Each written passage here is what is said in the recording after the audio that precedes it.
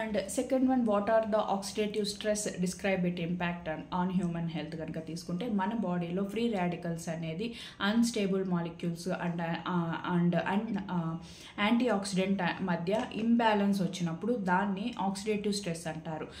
So free radicals అనేవి మనకు న్యాచురల్గా మెటబాలిజం టైంని ప్రొడ్యూస్ అవుతూ ఉంటుంది. కానీ ఎక్కువగా మనకు ఎక్సెస్గా ఉంది అంటే అవి మన సెల్స్ని ప్రోడక్ట్ని మన సెల్స్ యొక్క ప్రోడక్ట్ను డిఎన్ఏను డ్యామేజ్ చేస్తూ ఉంటాయి.